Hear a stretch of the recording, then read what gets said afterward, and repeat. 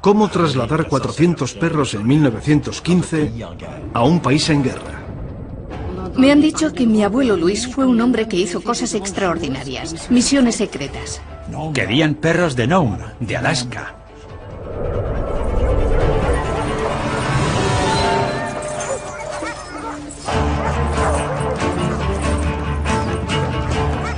Una operación increíble.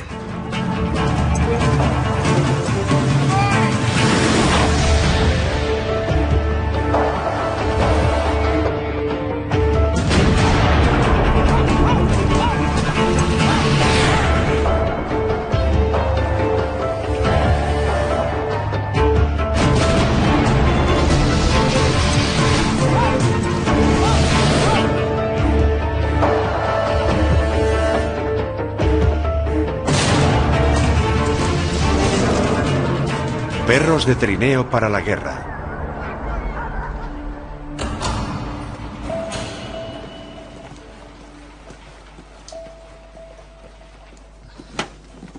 Enterrado en el fondo de los archivos del ejército francés, yacen los informes de una de las aventuras más extrañas de la historia militar. La historia de 3 hombres, la mayor manada de perros de trineo que se haya reunido jamás, y de cómo cambiaron el curso de la historia. Comienza aquí, en una caja de cartón que ha pasado casi 100 años sin que la abrieran. Se trataba de una misión secreta decidida por el Estado Mayor del Ejército de Tierra. En dicha caja el historiador militar Lafargue ha encontrado por fin lo que estaba buscando. Informes de una misión secreta que envió a 2 oficiales a Alaska para que trajeran perros de trineo a Francia. Perros que ayudarían a cambiar el rumbo de la Primera Guerra Mundial.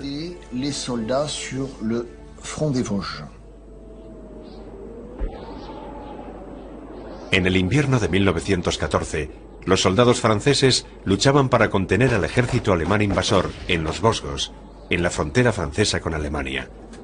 En aquel terreno escarpado, protegidos en una red de trincheras, los soldados estaban atrapados en una pesadilla helada. El hielo y la nieve hacían impracticables los caminos. No había forma de hacer llegar los suministros y alimentos que con tanta desesperación necesitaban. No había forma de evacuar a los heridos. Pese a las abundantes bajas, los soldados franceses resistían. Pero ¿cómo evitar que el siguiente invierno acabara en desastre? Si cedía el frente, toda Francia sería invadida. El alto mando comenzó a pensar en posibles planes para transportar a cualquier precio soldados y suministros. Aquí está, el informe del capitán Mouflet del 22º Batallón de Cazadores Alpinos sobre el uso de perros de trineo de Alaska por las tropas de montaña. La respuesta vino de este hombre, el capitán Louis-Joseph Mouflet, un oficial de carrera de 46 años.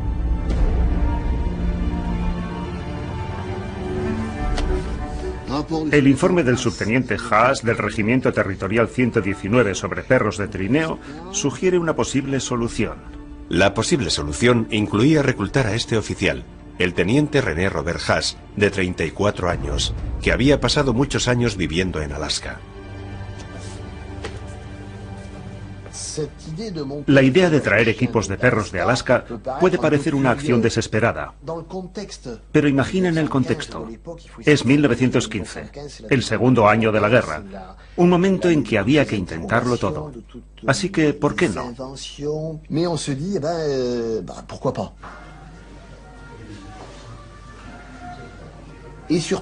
Era sobre todo una carrera contrarreloj. Estaban en julio, faltaban 4 meses para el invierno y hacía falta casi un mes para llegar hasta Alaska, 1 mes y medio para comprar los perros y otro mes para regresar. En noviembre, a las puertas del invierno, las unidades debían estar listas y operativas. Puede parecer que había mucho tiempo, pero era el justo para completar la labor. La decisión de seguir adelante se tomó al más alto nivel. Del ministro de la Guerra al capitán Mouflet del 22º Batallón de Cazadores. He decidido que una misión se traslade a Alaska para proceder a la compra de animales, trineos y los arneses necesarios para la formación de un equipo de 40 trineos formado por 400 perros. Le deseo buena suerte.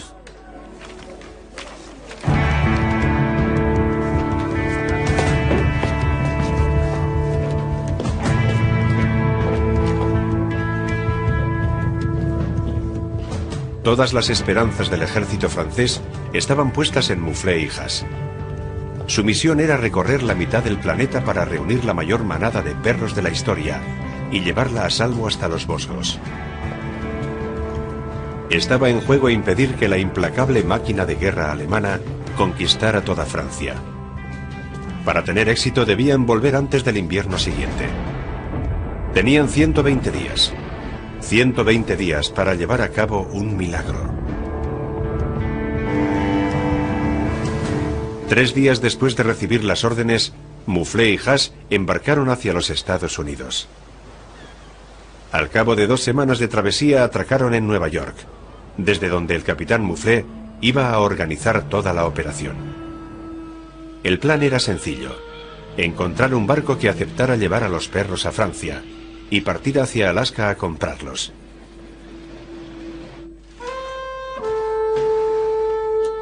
Pero desde el momento en que llegó, comenzaron los problemas.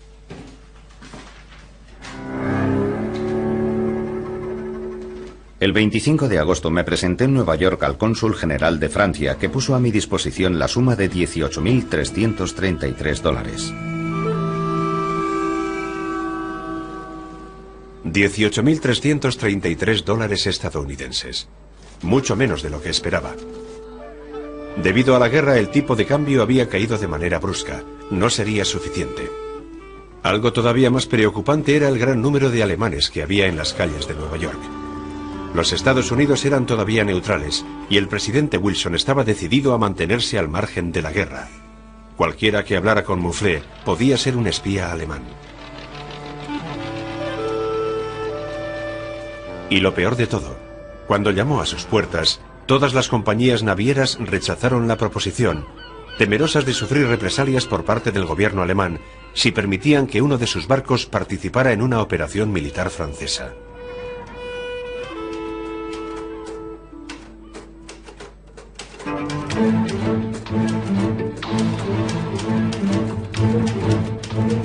El 26 de agosto envié al teniente Haas a Boston para obtener información sobre las condiciones de embarque con destino a Francia. En Boston no hubo más suerte que en Nueva York. Ni barco ni dinero suficiente. Y espías alemanes por todas partes. El tiempo pasa. Mouflé abandona los Estados Unidos y se dirige a Quebec.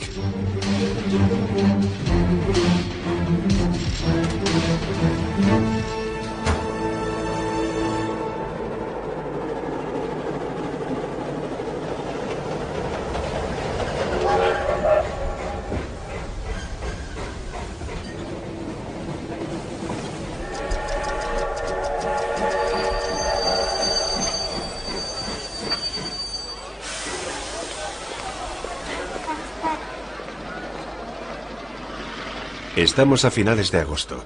Mouflé, desesperado, intenta un nuevo plan. La buena noticia es que, al contrario que los Estados Unidos, Canadá es ya un aliado de Francia en la guerra contra Alemania.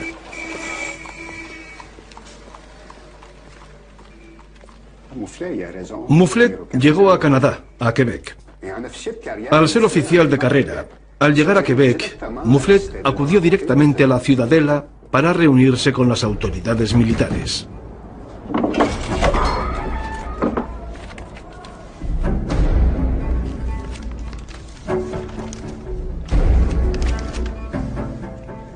El centinela debió de quedar muy impresionado al ver aquel documento firmado por el ministro de Asuntos Exteriores que solicitaba proporcionaran ayuda y protección al capitán Mouflé. Automáticamente, cumpliendo con su deber, avisó al comandante del puesto.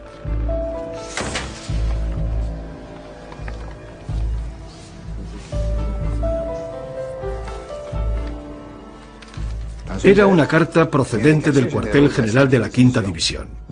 El capitán Louis Mouflé del ejército francés tiene permiso para viajar por la Quinta División bajo mi mando en interés de su gobierno. ¿Qué es la Quinta División? Se trata de todo el norte de Quebec, llegando hasta la península de Labrador. Los indios que habitan aquella región usan los perros de trineo desde hace siglos. El plan B de Mouflé: conseguir la mayor parte de sus perros en los bosques inmensos del norte de Quebec. En su informe escribe: He decidido confiar al teniente Haas la misión de ir a Alaska a comprar 100 buenos perros guía mientras yo recorro el noreste de Canadá para comprar el resto de los perros. Al mismo tiempo, haré construir en Quebec los trineos necesarios.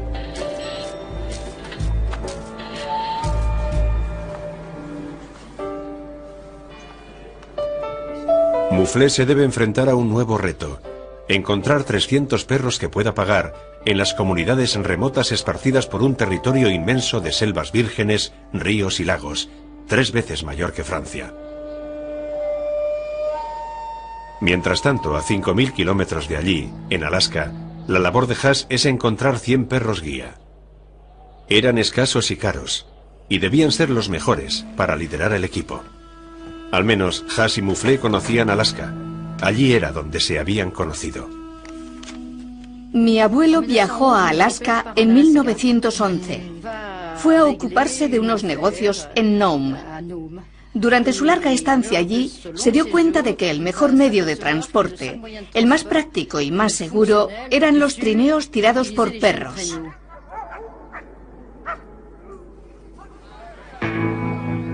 Cuando Mouflé llegó por primera vez, 3 años antes de la guerra, la ciudad rebosaba de recién llegados. Se había encontrado oro y acudían miles de personas desde el sur. Mouflé participó en una operación de búsqueda de oro, y no era el único ciudadano francés que había acudido allí en busca de fortuna.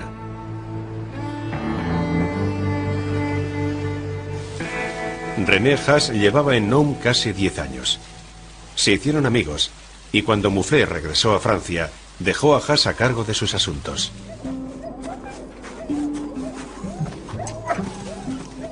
Haas tenía una gran pasión: los trineos de perros. Tenía su propio equipo y era un Masher experimentado.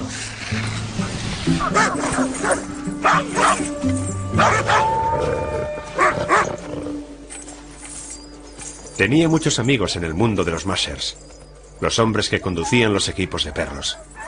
Eran considerados héroes y competirían en carreras espectaculares de larga distancia a través del desolado territorio de Alaska. Uno de aquellos amigos era el Masher más famoso de todos los tiempos, Scotty Allan.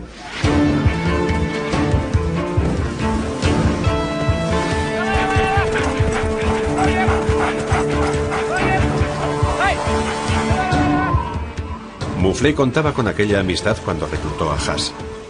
Allan y Haas eran el equipo perfecto para reunir los perros experimentados que necesitaba para dirigir los equipos.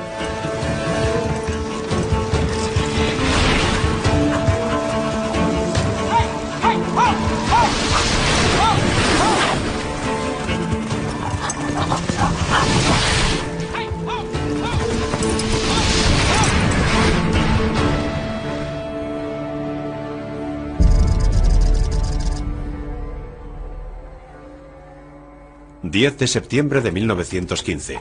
Quedaban solo 91 días. En Quebec, Mouflé piensa sobre su estrategia.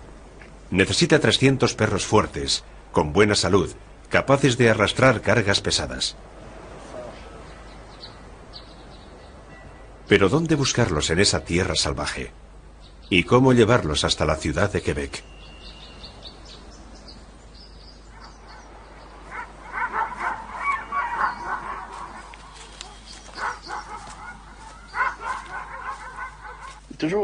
En la actualidad nos resulta difícil imaginar cómo era la vida de la gente en aquellos años.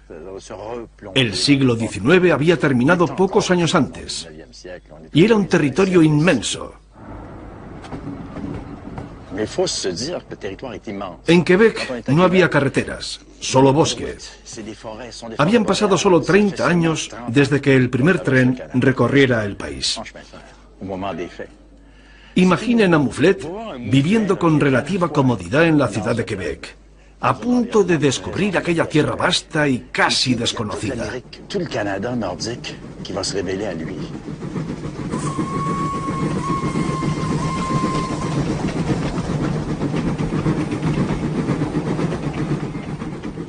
Las distancias eran enormes, las condiciones durísimas y el tiempo pasaba. Además de estar en guerra, se aproximaba el invierno. Si el país helaba, se acabó, así que tenía que moverse con rapidez. Los perros que necesitaba pertenecían a los montañeses. Los inuit y los blancos también usaban equipos de perros. El problema estaba en que los montañeses se habían ido en otoño. Eran nómadas. Los montañeses más cercanos estaban en Point Blue y Roberval. Aquello era el fin del mundo, lo más recóndito de aquella tierra salvaje. ¿Cómo llegar hasta allí? Resultaba peligroso y difícil. Tenía que estar hasta aquí de preocupaciones. Mouflé comenzó por ponerse en contacto con los aliados franceses en la provincia. El señor de Saint-Victor, cónsul general de Francia en Quebec, se encargaba de movilizar a los franceses expatriados y tenía contactos por todo el territorio. El senador Menier, un rico fabricante de chocolate y propietario de la isla de Anticosti, en la desembocadura del San Lorenzo. Mouflé obtuvo de ellos los nombres de contactos en los rincones más lejanos de la provincia. Estos son los telegramas originales que envió, así que sabemos exactamente lo que escribió. Escribió a Anticosti, al señor Landrieu, a Landrieu y a Menier. Escribió a Van Brussel. ¿Cuántos perros de trineo adiestrados puedo conseguir en la región de Kiskising? Estaba aprendiendo la geografía de este territorio inmenso. Los contactos de Mouflé no tardaron en dar resultado. 13 perros en Point Blue, 11 en Peribonka, 5 en Sipsou, 28 en Kenogami. Llegarían más desde Godbout, Septil y Natasquan. En pocos días comenzaron a llover las respuestas. 60 perros en Lac-Saint-Jean y otros tantos cerca de Labrador. Mientras tanto, Haas había pasado una semana cruzando Canadá en tren y 2 más en barco, navegando hacia el norte para llegar a Alaska. Decidido a no perder ni un solo instante, telegrafió a Scott y Allan, avisándole de su llegada.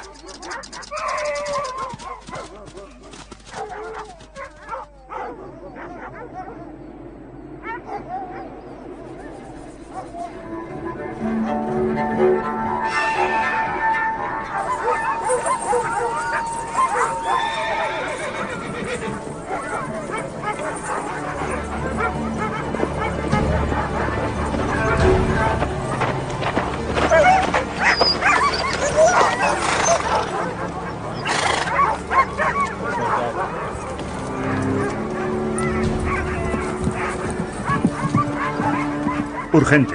Por favor, reúne un centenar de buenos perros guía. Sé discreto. Llego dentro de una semana. Te lo explicaré. René Haas.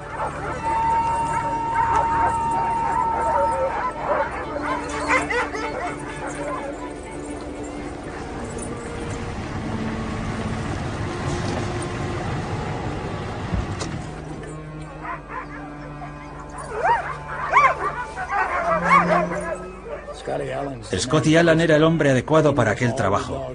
Conocía a todos los perros de la región y sabía cómo adiestrarlos. Podía conseguir los mejores para la expedición.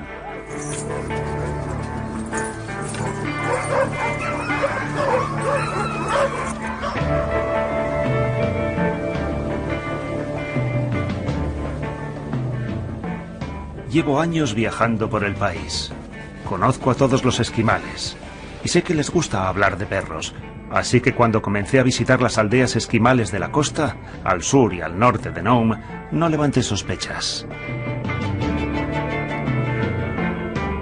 Después de dar una batida por las aldeas Innu, Scotty se dirigió a los campamentos mineros.